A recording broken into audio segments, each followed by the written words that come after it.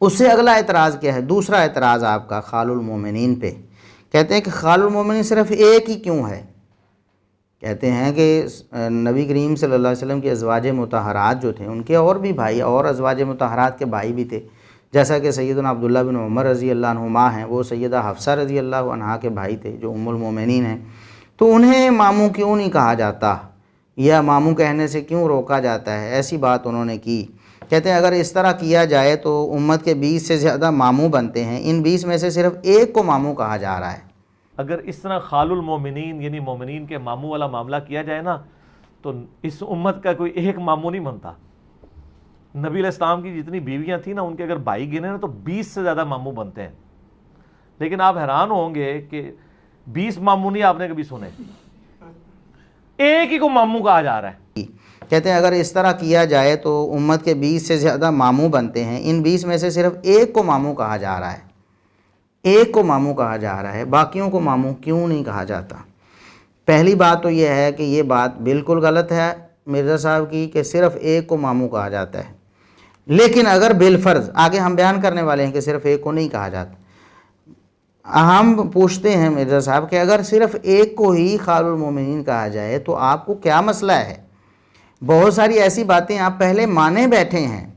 مجھے بتائیں کہ سیدہ عائشہ رضی اللہ عنہا کو صدیقہ آپ بھی کہتے ہیں، سیدہ عائشہ رضی اللہ عنہا کو صدیقہ کہتے ہیں، صدیقہ کسے کہتے ہیں؟ آپ کی لاجک اگر ہمیں دیکھ لیں آپ یہاں پر تو صدیقہ کہتے ہیں سچی کو، سچی عورت جو بہت سچی ہو۔ تو کیا سیدہ عائشہ رضی اللہ عنہا کے علاوہ نبی کریم صلی اللہ علیہ وسلم کی ازواج مطہرات میں سے یا صحابیات میں سے کوئی بھی بہت سچی نہیں تھی؟ یقیناً ساری ازواج مطہرات ہی حد درجہ سچی تھیں۔ تو پھر سوال کرنے والا مرزا صاحب آپ سے بھی سوال کر سکتا ہے آپ کی لاجک کے مطابق کہ اس طرح تو سچے ہونے کے اعتبار سے تو ساری ازواج مطہرات اور ساری صحابیات وہ صدیقہ بنتی ہیں، تو صرف سیدہ عائشہ رضی اللہ عنہا کو صدیقہ کیوں کہا جاتا ہے؟ بس کیا مسئلہ ہے آپ کو مرزا صاحب؟ آپ اس لاجک کا کس طرح مطلب آپ جواب دیں گے اور توڑ کریں گے؟ خود ایک لاجک جو آپ نے پیش کی ہے، بس ایک فضیلت کسی کے بارے میں زیادہ مشہور ہو گئی، امت نے اس کو دے دیا، آپ کو کیا مسئلہ ہے مرزا صاحب؟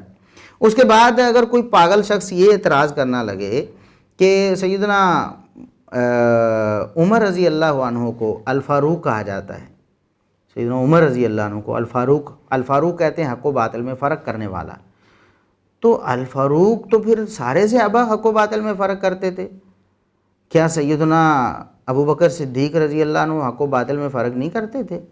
کیا سیدنا عثمان رضی اللہ عنہ حق و باطل میں فرق نہیں کرتے تھے؟ کیا سیدنا علی المرتضیٰ رضی اللہ عنہ کیا حق و باطل میں فرق نہیں کرتے تھے؟ کیا طلحہ و زبیر حق و باطل میں فرق نہیں کرتے تھے؟ کیا سعد سعید اور عشرہ مبشرہ اہل بدر اور اہل احد اور پھر صلح حدیبیہ والے اور پھر فتح مکہ سارے صحابہ کرام جو ہے وہ حق و باطل میں فرق کرنے والے تھے؟ تو پھر ان سب میں سے ایک عمر بن خطاب کو ہی الفاروق کیوں کہا گیا؟ آپ کی لاجک کے مطابق تو سوال تو بنتا ہے، آپ کا کیا جواب ہوگا مرزا صاحب؟ بس علماء امت نے ایک جو وصف ہے اس کو زیادہ دیکھا اور اس کے بارے میں کہہ دیا بس۔ اب علی رضی اللہ عنہ بھی الفاروق ہیں لغوی اعتبار سے، وہ بھی حق و باطل میں فرق کرنے والے ہیں، اس سے انکار نہیں ہے، لیکن الفاروق جو لقب دیا گیا وہ عمر رضی اللہ عنہ کو دیا گیا ہے۔ کسی نے سیدنا علی رضی اللہ عنہ کو الفاروق نہیں کہا کہ علی الفاروق، ٹھیک ہے، عمر فاروق تو کہتے ہیں، علی فاروق نہیں کہتے۔ آپ کی لاجک کے مطابق سوال تو بنتا ہے کہ پھر الفاروق ایک ہی کیوں؟ اسی طرح پھر سیدنا علی رضی اللہ عنہ کو المرتضیٰ کہا گیا، المرتضیٰ اللہ کا چنیدہ اور پسندیدہ۔ اب بعض لوگ تو اس المرتضیٰ کے لقب کو غلط استعمال کرتے ہیں، ہم ان کی بات نہیں کر رہے، روافظ وغیرہ وہ المرتضیٰ کا معنی عالم الغیب اور پھر وسیع رسول اللہ اور خلیفہ بلا فصل کرتے ہیں، تو جھوٹ پر مبنی بات ہے، قرآن و سنت نے اس کا انکار کیا۔ ہم تو اہل سنت کی بات کرتے ہیں کہ اہل سنت میں سے جو ائمہ دین علی رضی اللہ عنہ کو المرتضیٰ کہتے ہیں بالکل ٹھیک کہتے ہیں، اللہ کے چنیدہ اور پسندیدہ تھے۔ تو سوال تو بنتا ہے کہ کیا ابو بکر صدیق چنیدہ و پسندیدہ نہیں تھے؟ کیا عمر فاروق نہیں تھے ایسے؟ کیا عثمان غنی نہیں تھے ایسے؟ اور کیا دیگر عشرہ مبشرہ والے جو صحابہ ہیں اور پھر دیگر صحابہ وہ نہیں تھے؟ یقیناً تھے، تو پھر انہیں کیوں نہیں ایسا کہہ دیا گیا؟ تو اس کا کوئی جواب آپ کے پاس مرزا صاحب؟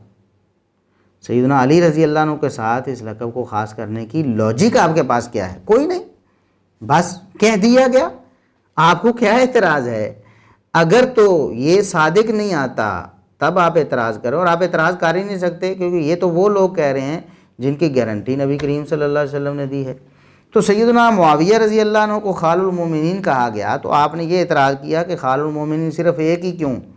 تو آپ سے ہم نے پوچھا کہ پھر صدیق ایک ہی کیوں، صدیقہ ایک ہی کیوں، فاروق ایک ہی کیوں، ذو النورین ایک ہی کیوں، اور پھر سیدنا علی رضی اللہ عنہ جو المرتضیٰ ایک ہی کیوں؟